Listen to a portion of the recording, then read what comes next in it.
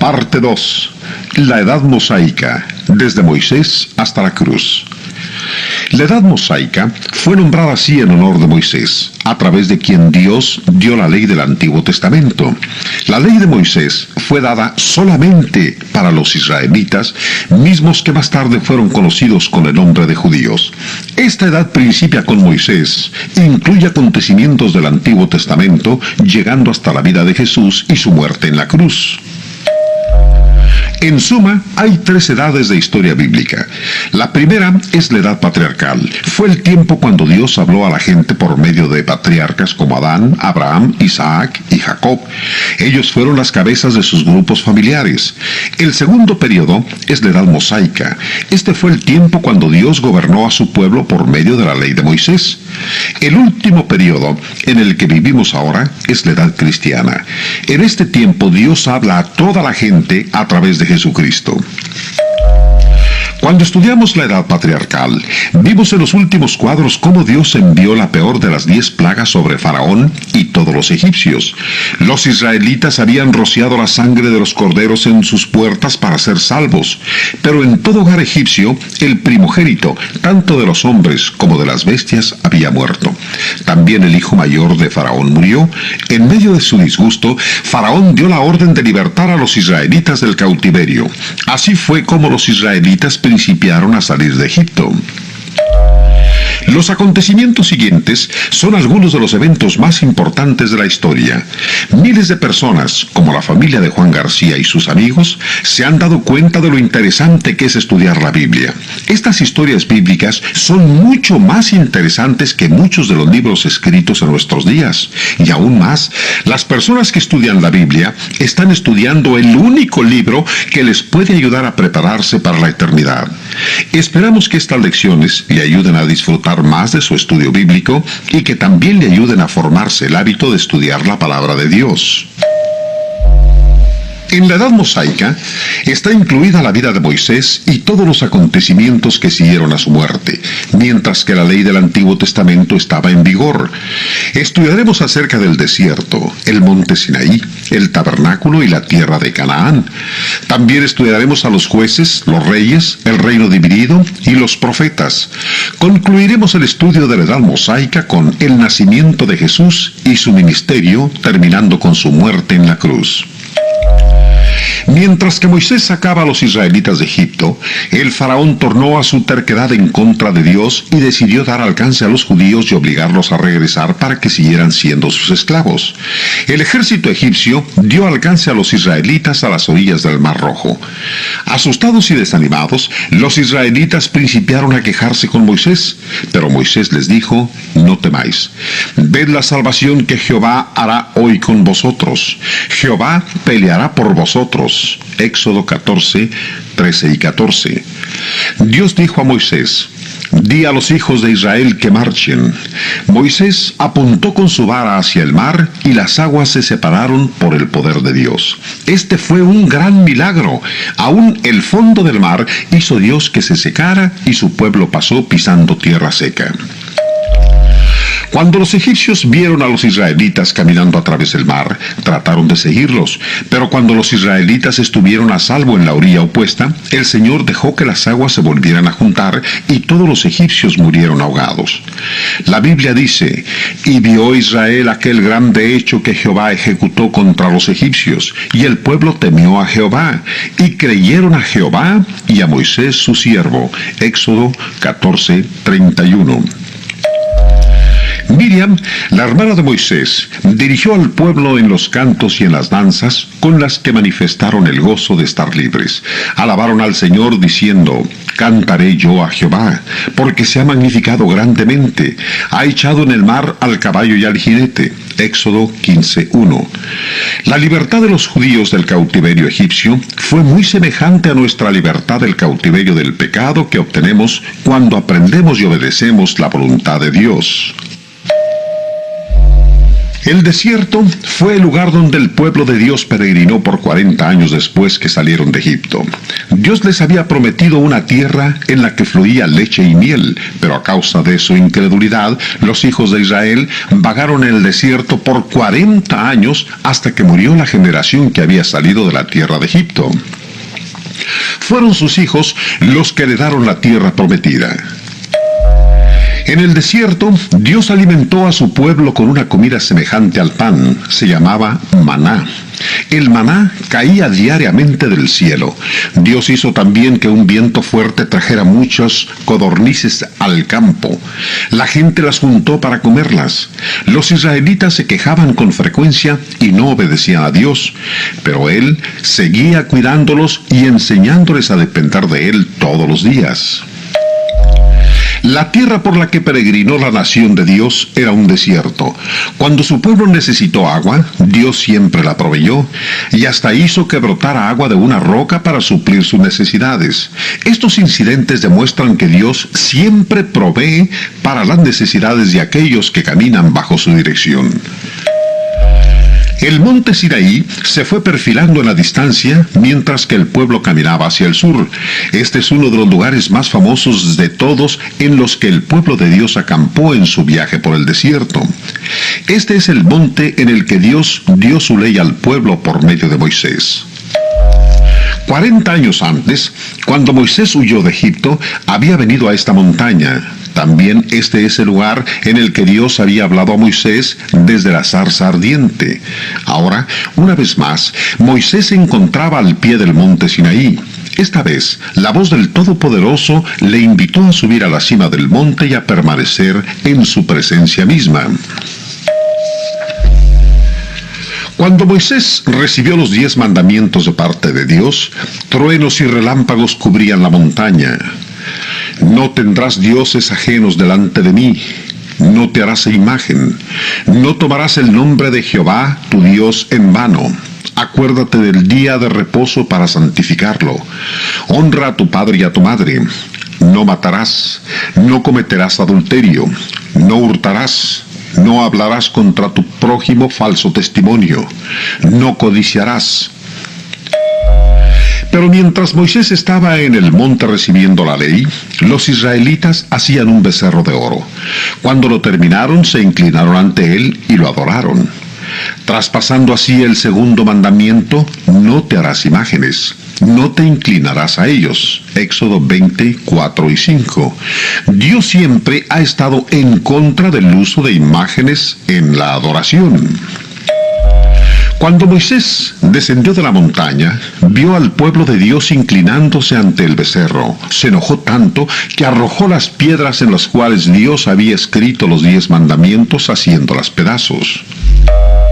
Cuando Moisés llegó al campamento, quemó el becerro de oro, lo molió hasta convertirlo en polvo, puso el polvo de oro en los depósitos de agua del campamento y obligó al pueblo a beberla. 3,000 hombres de los que adoraban el becerro no quisieron arrepentirse y murieron.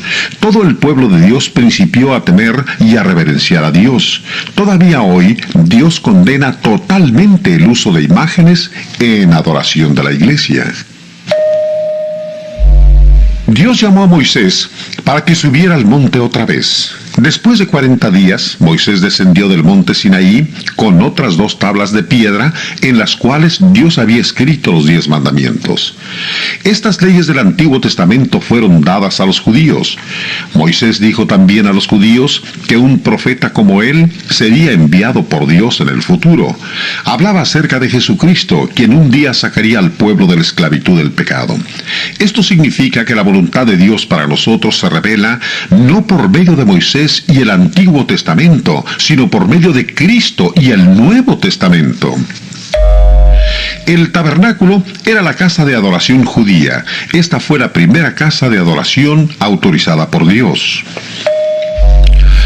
El tabernáculo era el centro alrededor del cual las 12 tribus de los israelitas levantaban sus tiendas cuando acampaban en su viaje por el desierto. Un pilar o una columna de fuego se mantenía sobre el tabernáculo en la noche y una nube durante el día, mostrando así que Dios estaba cerca. Pero hoy, Dios habita por la fe en los corazones de los cristianos.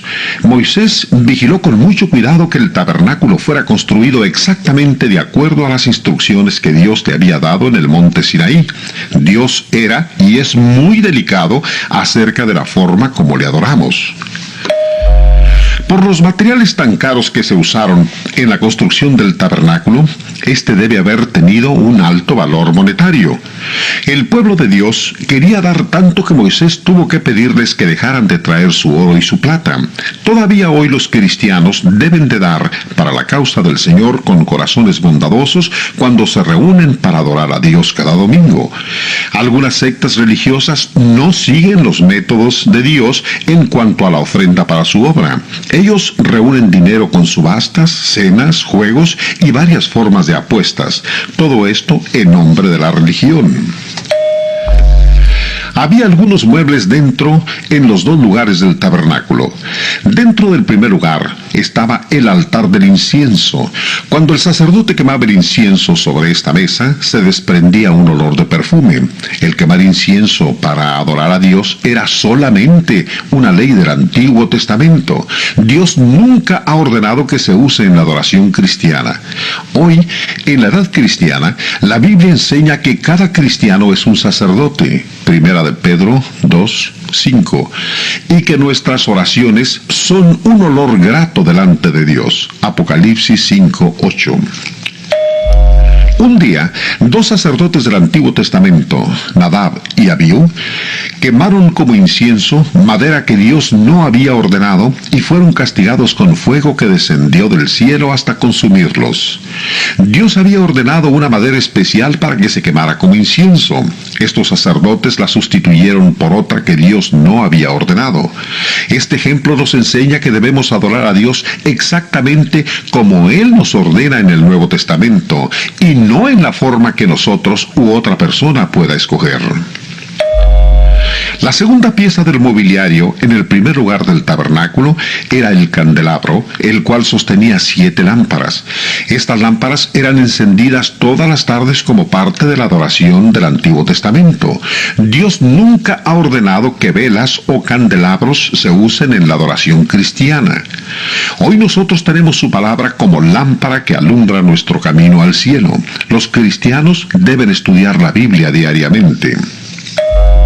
La tercera pieza del mobiliario era la mesa de la proposición.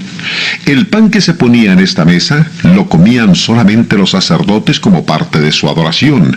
Cada día de reposo, o sea, el sábado, se ponía pan nuevo sobre la mesa. Hoy, en lugar del pan de la proposición, los cristianos toman la cena del Señor cada día del Señor. Este es el domingo. Puesto que el Nuevo Testamento enseña que todos los cristianos son sacerdotes, cada cristiano puede participar tomando la cena del Señor.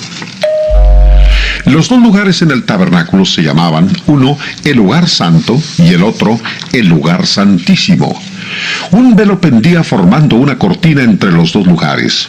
El único ser con acceso al lugar santísimo era el sumo sacerdote. Entraba solamente una vez por año para ofrecer a Dios sacrificio por el pecado, por él y por el pueblo. Más tarde, cuando Jesús estableció su iglesia, Él vino a ser el único sumo sacerdote de Dios. Cada cristiano es un sacerdote que puede dirigirse a Dios directamente por medio de Jesucristo, quien es nuestro sumo sacerdote. Primera de Timoteo 2:5. Por lo consiguiente, Dios no aprueba en nuestros días sacerdotes especiales en la iglesia vistiendo vestiduras especiales y llevando títulos especiales tales como Padre. Mateo 23, del 5 al 9. La cuarta pieza del mobiliario del tabernáculo y la única pieza del lugar santísimo era un cofre de madera cubierto con oro. Esta era el arca del pacto. El arca contenía las tablas de piedra en las que los 10 mandamientos habían sido escritos, un recipiente con maná debidamente preservado y la vara de Aarón, la cual había florecido milagrosamente de la noche a la mañana. La parte superior del arca se llamaba el asiento de la misericordia. Era aquí donde el sumo sacerdote rociaba la sangre de los animales como ofrenda por el pecado, ofrenda hecha a Dios una vez por año durante la edad mosaica. Pero ahora Jesús, nuestro sumo sacerdote, ha entrado al cielo, el verdadero lugar santo, y ha ofrecido su propia sangre para perdón de todos nuestros pecados. Y no por sangre de machos cabríos ni de becerros, sino por su propia sangre, entró una vez para siempre en el lugar santísimo, habiendo obtenido eterna redención. Hebreos 9:12. Este versículo de la Biblia nos enseña que la sangre de Cristo continúa realizando el perdón de los cristianos año tras año. Después de la muerte de Jesús, ya no se ofrecieron más sacrificios de animales. Hoy, las personas pueden ser salvas por el poder perdonador de la sangre de Jesucristo. El altar de los holocaustos estaba enfrente del tabernáculo. Los animales sacrificados se quemaban sobre este altar diariamente. El sumo sacerdote también sacrificaba un macho cabrío sobre este altar una vez al año en el día de la expiación. Él llevaba la sangre del macho cabrío al lugar santo para ofrecerla por sus pecados y los pecados del pueblo. En este cuadro, el artista muestra algunas de las herramientas usadas por los sacerdotes. También podemos ver las largas varas usadas para llevar al altar cuando los israelitas tenían que viajar. Los sacerdotes del Antiguo Testamento se lavaban las manos y los pies en la fuente, un recipiente hecho de bronce que estaba a la entrada del tabernáculo. Hoy, nosotros debemos ser lavados por la sangre de Cristo antes que Dios nos permita entrar a su iglesia. El tabernáculo del Antiguo Testamento, con sus lugares separados y su mobiliario, era un lugar físico de adoración. El tipo de adoración del tabernáculo era estrictamente para los judíos durante los tiempos del Antiguo Testamento. Hoy, Dios no aprueba el uso de altares especiales, ropas especiales, velas, imágenes o cosas parecidas en la adoración de la iglesia. Todos estos fueron eliminados cuando Jesucristo estableció su iglesia. Más tarde, el pueblo de Dios aprendió que la adoración del tabernáculo debería estar unida a la confianza diaria en Dios. En un lugar llamado Cades Barnea, el pueblo lleno de desaliento se quejó en contra de Dios. Dios envió serpientes venenosas para mostrarles su desagrado por su falta de fe. Muchos de los israelitas murieron. Cuando el pueblo se arrepintió, Dios le dijo a Moisés que hiciera una serpiente y la levantara en un poste. Aquellos que miraban esta serpiente de bronce sanaban de las mordeduras de las serpientes. Dios no quitó las serpientes venenosas, pero dio la forma para que su pueblo pudiera ser sano. Hoy, Dios no quita el pecado del mundo, pero ha dado la forma para librarnos de él. Cristo, quien fue levantado sobre la cruz, puede sanarnos de las mortales mordeduras del pecado. Canaán es el nombre de la tierra prometida, a la cual llegaron finalmente los hijos de Israel. A causa de su falta de fe en Dios, el pueblo había peregrinado por el desierto por 40 años. Ahora, sus hijos, una nueva generación, estaban listos para heredar la tierra. Muchos años atrás, Dios había prometido a Abraham que su pueblo recibiría la tierra de Canaán. Veremos cómo Dios cumplió su promesa. Moisés y José llegaron finalmente al lugar en el cual podían hacer planes para tomar la tierra de Canaán. Sabiendo Moisés que él no podía entrar en Canaán a causa de su pecado, eligió a Josué para que dirigiera a los israelitas. Después, Dios permitió a Moisés que subiera a un monte para que viera la tierra hacia la que él había estado marchando por 40 años. Después de esta experiencia conmovedora, Moisés murió en el monte Nebo. Aunque Josué estaba triste, empezó inmediatamente a trabajar para tomar la tierra que Dios había prometido, de manos del pueblo malvado que la estaba contaminando con sus pecados e impiedades. Como preparación para tomar la tierra prometida, Josué envió 2 espías a Jericó. Rahab, Una moradora de Jericó escondió a los espías cuando estaban en peligro de ser capturados y también los ayudó a escapar. Aunque no era judía, esta valiente mujer de los gentiles se convirtió en una creyente de Dios.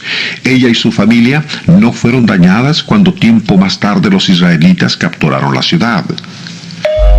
Josué y el ejército israelita esperaban los informes de los espías, quienes pronto regresaron con estas buenas noticias.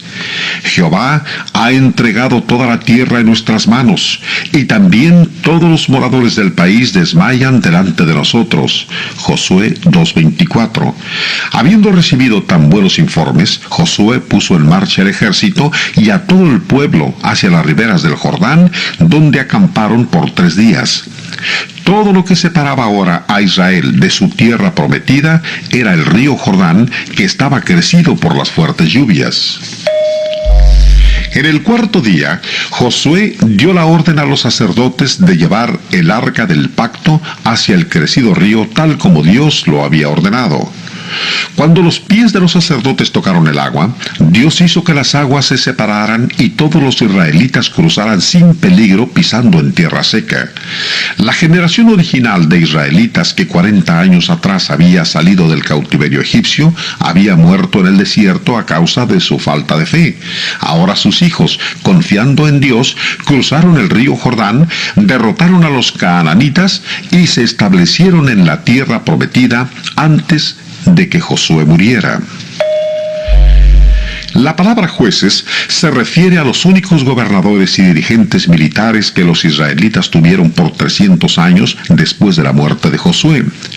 Los israelitas estaban unidos bajo la dirección de Dios, pero sin tener un gobierno central. Dios seleccionaba un juez para su pueblo cuando había necesidad de unirse en contra de sus enemigos. Todos estos eventos se encuentran registrados en el libro de los jueces. La idolatría entre los israelitas era la principal razón por la cual Dios permitía que los enemigos de su pueblo los vencieran tan frecuentemente. Pero cuando su pueblo se arrepentía, Dios enviaba un juez para que los liberara. Uno de los jueces más extraordinarios fue una mujer llamada Débora. También era profetisa, es decir, una mujer que habla por Dios. Con la dirección de Débora, Dios salvó a su pueblo cuando eran oprimidos por los canaanitas. El último juez de Israel fue Samuel. Ana, la madre de Samuel, había estado casada varios años con Elcana, pero estaba triste porque Dios no le había dado un hijo.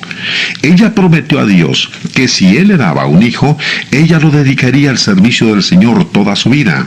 Dios bendijo su fe y le dio un hijo a quien ella puso el nombre de Samuel.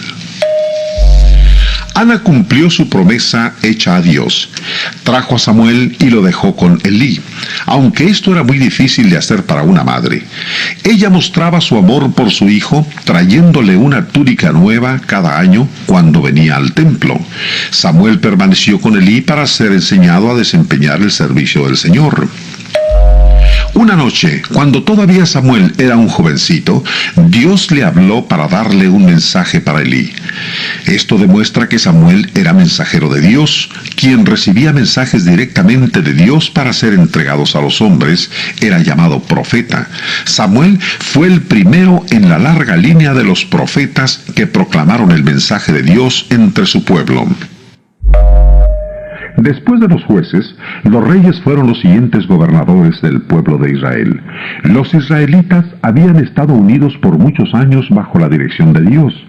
Finalmente principiaron a implorar pidiendo un rey para que los guiara y ser semejantes a las demás naciones.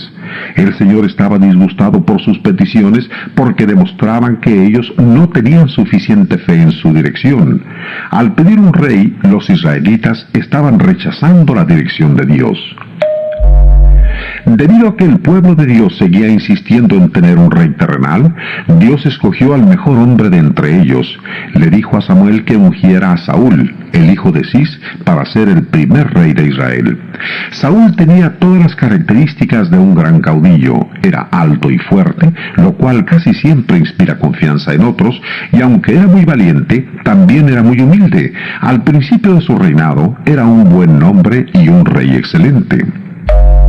Saúl encabezó su ejército en contra de los enemigos del pueblo de Dios y ganó batalla tras batalla. Pronto se convirtió en un rey poderoso y popular, pero también perdió su dignidad y pecó desobedeciendo los mandamientos de Dios. Cuando Samuel reprendió a Saúl por sus pecados, él imploró perdón, pero ya había ido muy lejos en su desobediencia. Samuel le dijo: por cuanto tú desechaste la palabra de Jehová, él también te ha desechado para que no seas rey. Primera de Samuel 15:23. Dios había prevenido a los israelitas acerca de los problemas que resultan al tener un rey terrenal. Mientras que Saúl se apartaba de Dios, Dios elegía a un oscuro pastorcillo llamado David para ser el próximo rey de Israel. David era muy valiente porque confiaba en Dios. Su fe en Dios le daba el valor necesario para proteger a sus ovejas de los leones y otros peligros en el desierto. Cuando Saúl todavía estaba gobernando, Dios envió a Samuel a Belén para que ungiera a David como el segundo rey de Israel. David era el más joven entre sus 7 hermanos, pero Dios lo eligió a él para que fuera rey en lugar de elegir a cualquiera de sus hermanos mayores. Dios explicó por qué no eligió al hermano mayor. Jehová no mira lo que mira el hombre, pues el hombre mira lo que está delante de sus ojos, pero Jehová mira el corazón. Todavía hoy el Señor se interesa más por el interior que Él ve en la persona que por el exterior que otras personas miran.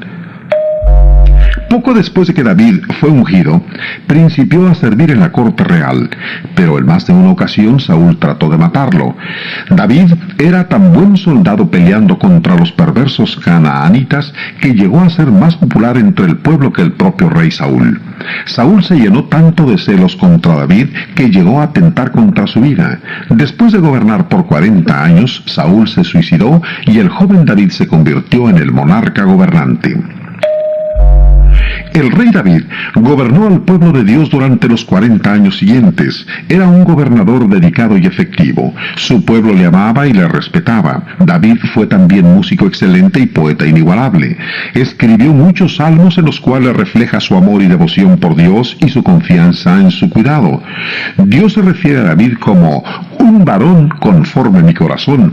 También prometió a David de que de su descendencia Jesús vendría a la tierra. Cuando murió David, Salomón, su hijo, fue hecho el tercer rey de Israel. Dios dijo al joven rey que le pidiera cualquier cosa que deseara. Salomón quería gobernar con sabiduría al pueblo de Dios, así que pidió a Dios que le diera un corazón entendido para juzgar al pueblo. Dios contestó su oración dándole más sabiduría de la que cualquier mortal haya tenido. También le dio fama y riquezas. Dios le pidió a Salomón que le construyera un templo en Jerusalén. Este templo vino a sustituir el tabernáculo, el cual había sido construido por Moisés y usado por casi 500 años. El templo era un edificio maravillosamente bello. 183,000 hombres trabajaron 7 años para construirlo. Fueron 40 los años de prosperidad en los que Salomón gobernó a Israel. La fama de la sabiduría y sus riquezas llegaba hasta tierras distantes. La reina de Sabá viajó miles de kilómetros para ver si todo lo que ella había oído de Salomón era verdad. Cuando comprobó la sabiduría de Salomón y la gloria de su corte, todo lo que pudo decir fue: ni aún se me dijo la mitad. Durante el reinado de Salomón, la nación alcanzó el cenit de su prosperidad y la máxima extensión de sus fronteras. Mucha de la sabiduría de Salomón está preservada en el libro de los Proverbios, de los cuales Salomón es el principal autor. Después de una vida de variadas experiencias, Salomón concluye diciendo que todo el deber del hombre es temer a Dios y guardar sus mandamientos. Eclesiastés 12:13. La división del reino es el periodo siguiente más importante de la historia de Israel. Por 120 años, desde el principio del reinado de Saúl hasta la muerte del rey Salomón, el pueblo de Dios había estado unido formando un gran reino. Después que murió Salomón, los israelitas se dividieron formando 2 naciones, Judá e Israel, las cuales continuamente pelearon entre sí. La división entre el pueblo de Dios pronto apareció cuando Roboam, hijo de Salomón, empezó a gobernar el pueblo. Roboam era muy orgulloso y egoísta. Rechazó el consejo sabio de los ancianos, quienes le aconsejaron para que fuera un servidor del pueblo de Dios, pero siguió el consejo de los jóvenes de poca experiencia. Estos aconsejaron a Roboam que impusiera más tributos que los que Salomón puso y que mostrara al pueblo que en todas formas él iba a gobernarlos como le agradaba. Roboam aceptó el consejo de los jóvenes y conforme a ellos se condujo. Debido a la arrogancia y testarudez de Roboam, 10 de las 12 tribus se rebelaron y formaron un reino separado en la parte norte de Palestina. Llamaron Israel a este reino y eligieron a Jeroboam por rey. Roboam siguió gobernando sobre las 2 tribus restantes en el sur de Palestina. Esto fue el reino de Judá. Para evitar que las 10 tribus de Israel regresaran a Judá para adorar en Jerusalén, Jeroboam puso 2 becerros de oro en las ciudades de Dan y Betel. También nombró un nuevo grupo de sacerdotes y apuntando hacia los becerros de oro dijo: «He aquí tus dioses, oh Israel, los cuales te hicieron subir de la tierra de Egipto». Primera de Reyes 12:28. De aquí en adelante, la idolatría se practicó en Israel libremente. Judá e Israel permanecieron divididos y ambos continuaron en pecado hasta que finalmente fueron derrotados y hechos esclavos por sus enemigos. Israel fue capturado por los asirios. Poco más tarde, el reino de Judá fue capturado por los babilonios. Los profetas eran predicadores inspirados por Dios, enviados a su pueblo para llamarlos del pecado y para decirles del tiempo glorioso que vendrían cuando Dios enviaría a la tierra a Jesús, el Mesías. Todos los profetas de Dios predicaron a su pueblo. Algunos también escribieron sus mensajes. Los últimos 17 libros del Antiguo Testamento contienen mensajes de algunos de estos profetas. Isaías fue uno de los profetas más grandes. Aunque vivió 750 años antes que Cristo dejara el cielo para venir a la tierra, predijo muchas de las cosas que sucederían cuando Cristo viniera a la tierra.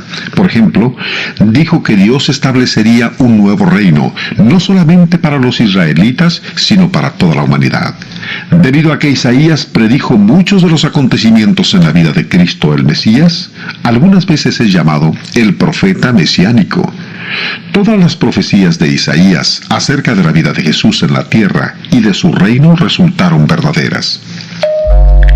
Daniel, otro profeta famoso, es probablemente mejor recordado como el hombre que fue arrojado en el foso de los leones. Dios lo protegió cerrando las bocas de los leones. Al igual que Isaías, antes que él, Daniel profetizó que Dios establecería un reino que nunca sería destruido. Daniel 2:44. Jesús enseñó que ese reino es su iglesia. Mateo 16:18 y 19. Juan García, como muchos otros, está interesado en estudiar los escritos de los profetas del Antiguo Testamento. Ellos no solamente tienen mucho que decir acerca de las naciones de Israel y Judá, sino que la parte más importante de su trabajo fue hablar acerca de la venida de Cristo, la luz del mundo. Cuando alguien estudia a estos profetas, fortalece su fe en Jesucristo como el Hijo de Dios. El nacimiento de Jesús, al igual que toda su vida sobre la tierra, tuvo lugar cuando la ley de Moisés todavía estaba en vigor. Pero cuando vino el cumplimiento del tiempo, Dios envió a su Hijo, nacido de mujer y nacido bajo la ley. Gálatas 4:4. Nació exactamente en la forma, en el tiempo y en el lugar en el que los profetas del Antiguo Testamento habían predicho. Antes que Jesús naciera, Gabriel, un ángel del Señor, apareció a un sacerdote llamado Zacarías. El ángel Gabriel prometió a Zacarías que él y su esposa tendrían un hijo, quien prepararía el camino para la venida del Señor. Su hijo se llamaría Juan.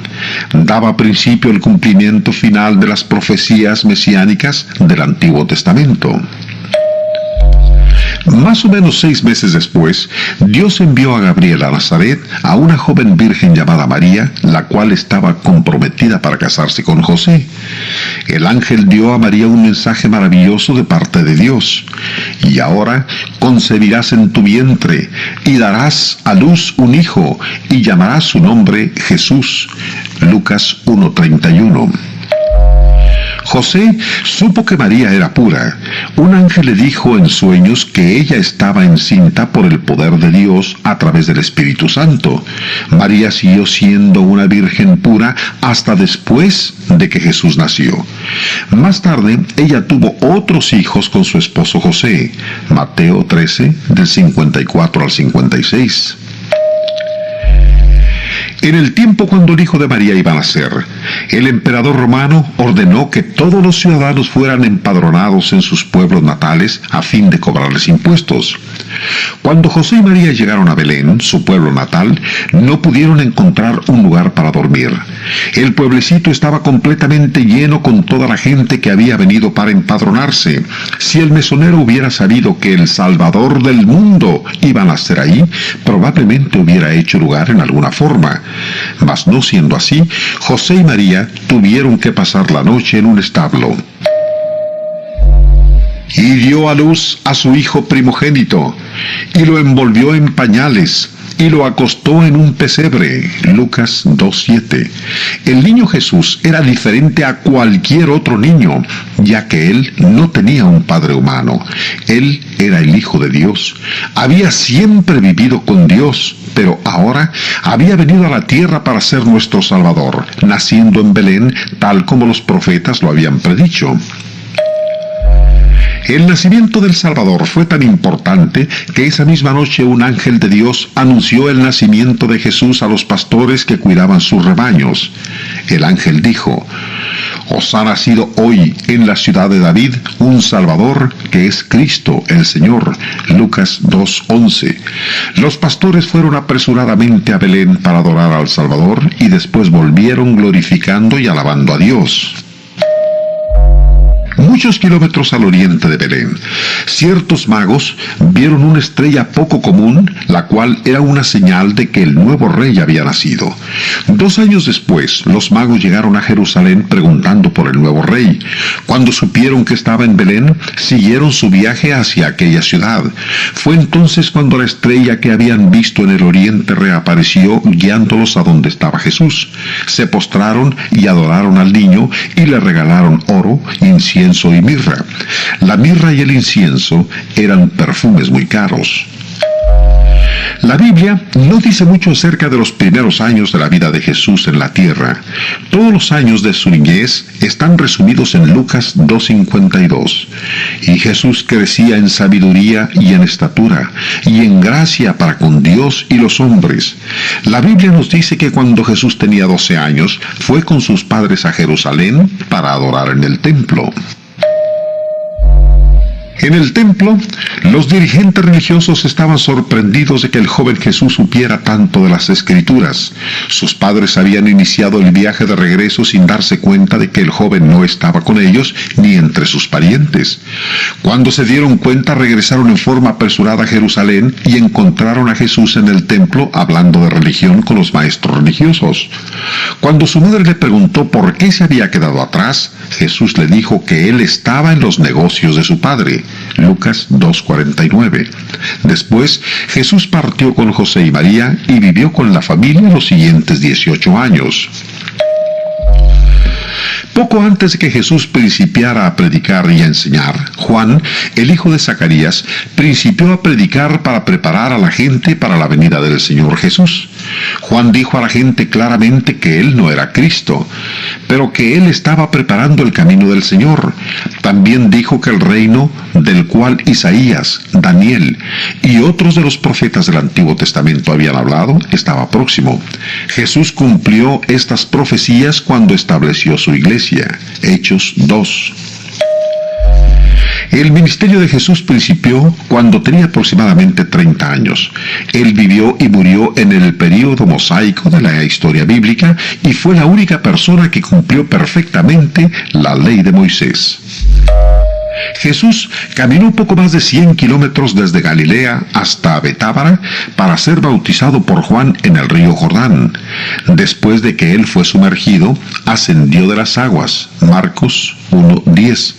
La palabra griega bautizo, la cual usó Marcos cuando escribió acerca del bautismo de Jesús, significa sumergir. La Biblia dice que Jesús fue bautizado para cumplir toda justicia. Él no fue bautizado para el perdón de sus pecados, puesto que nunca pecó. Nuestro bautismo es diferente, porque nosotros pecamos y nuestros pecados necesitan perdón.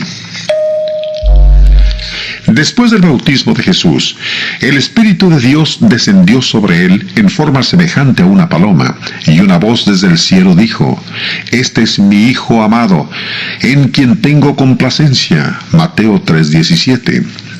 Más tarde, Juan dio su propio testimonio de este acontecimiento. «Vi al Espíritu que descendía del cielo como paloma y permaneció sobre de él. Y yo no le conocía, pero el que me envió a bautizar con agua, aquel me dijo: sobre quien veas descender el Espíritu y que permanece sobre él, ese es el que bautiza con el Espíritu Santo. Y yo le vi y he dado testimonio de que este es el Hijo de Dios». Juan 1, del 32 al 34.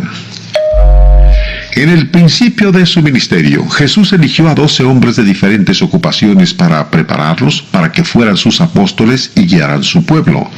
Puesto que Jesús pronto regresaría a su Padre Celestial, estos hombres se necesitarían sobre la tierra para extender su evangelio. Más tarde, Jesús envió al Espíritu Santo para que guiara a los apóstoles, de tal manera que cuando ellos predicaran o escribieran la doctrina de Cristo, no cometieran errores. En esta forma, Dios ha dado a la humanidad una revelación plena y completa de su voluntad. Lo que los apóstoles escribieron, nosotros podemos leerlo hoy en la parte de la Biblia conocida como el Nuevo Testamento. Jesús tenía poder de Dios para hacer milagros con los cuales demostraba que Él es el Hijo de Dios. Su primer milagro fue convertir el agua en vino. De esta manera mostró su poder divino sobre la naturaleza. Sanó a los enfermos, a los paralíticos y a los ciegos. Tenía el poder para saber lo que la gente pensaba sin necesidad de que la gente dijera cosa alguna. Jesús mostró su poder divino sobre todas las cosas, hasta resucitó muertos, para que creáis. Juan 20:31. Al efectuar milagros por el poder de su Padre Celestial, Jesús demostraba una y otra vez que Él es el Hijo de Dios. Jesús, el Maestro por excelencia, predicó muchos sermones y enseñó muchas lecciones. Algunas veces predicó a grandes multitudes, otras veces enseñó solamente a una persona. Jesús se refirió a sí mismo como el buen pastor, quien cuida no solamente de las 99 ovejas que están seguras en el redil, sino que también ama y va en busca de la oveja solitaria extraviada. Lucas 15, del 3 al 7. Siendo Jesús el buen pastor, estaba dispuesto a dar su vida por sus ovejas. Juan 10 al 11, 17 y 18. Cuando Jesús habla de sí mismo como el buen pastor, muestra su gran amor por todas las personas. Jesús enseñó a la gente acerca de Dios y del cielo usando objetos familiares los cuales podían verse sobre la tierra. Por ejemplo, usó a las flores para enseñar una lección acerca de la fe. Dijo: «Considerad los lirios del campo, cómo crecen, no trabajan ni hilan, pero os digo que ni aun Salomón con toda su gloria se vistió así como uno de ellos. Y si la hierba del campo que hoy es y mañana se echa en el horno, Dios la viste así, ¿no hará mucho más a vosotros, hombres de poca fe?» Mateo 6, del 28 al 30. Aunque Jesús era amado por la mayoría del pueblo, era envidiado y odiado por los gobernantes. Ellos veían en su justicia sencilla una amenaza a su presuntuoso poder. Ellos creían también que Jesús quería ser un gobernador político sobre un reino terrenal. Esta es la razón por la que los dirigentes judíos predispusieron el ánimo del pueblo en contra de Jesús para matarlo. No se dieron cuenta que lo que verdaderamente estaban haciendo era cumplir el plan de Dios en el que Jesús debía dar su vida como sacrificio final por el pecado. Jesucristo, el Hijo de Dios, murió en la cruz para pagar por los pecados de toda la gente. Ninguna otra persona podía haber hecho esto, porque solamente Jesús era sin pecado. Esto es por lo que solamente Él podía darse a sí mismo por los pecados de los demás. Dios nos ama tanto que dio a su Hijo único, para que muriera y redimiera a todo hombre y mujer que acepte a Jesús como Señor, muerto para redimirnos. Gracias a Dios por la gracia y misericordia que Dios tiene para con nosotros. Jesús sufrió la agonía de la cruz por los pecados de la gente. Con el sufrimiento de Jesús se cumplieron las profecías que Isaías había escrito 750 años antes. Ciertamente llevó Él nuestras enfermedades y sufrió nuestros dolores. Él herido fue por nuestras rebeliones, molido por nuestros pecados. Isaías 53, 4 y 5. Ante la multitud que gritaba e injuriaba a Jesús, Él oraba: Padre, perdónalos, porque no saben lo que hacen. La gente no sabía que muchos de ellos pronto lo aceptarían como el Hijo de Dios y como su Salvador. Jesús y 2 ladrones fueron crucificados el viernes por la tarde. En el mismo día, un poco más tarde, vinieron unos soldados para quebrar sus huesos para que murieran antes de las 6 de la tarde, antes de que diera principio el día de reposo de los judíos. Ellos vieron que Jesús ya estaba muerto, así que no le quebraron sus huesos. De esta manera se cumplió otra profecía acerca de Jesús: no será quebrado hueso suyo. Juan 19, 36. Un soldado clavó su lanza en el costado de Jesús y su sangre se derramó. La segunda parte de la historia bíblica termina con la muerte de Jesús. En el estudio de la Edad Mosaica hemos visto los siguientes puntos: los israelitas en el desierto, el monte Sinaí, el tabernáculo, Canaán, los jueces, los reyes, el reino divino, los profetas, el nacimiento y el ministerio de Jesús. Esta lección termina con la muerte de Jesús, pero en nuestra próxima lección veremos su gloriosa resurrección, su ascensión de regreso a su Padre Celestial para ser nuestro Salvador viviente y el principio de nuestra propia edad cristiana.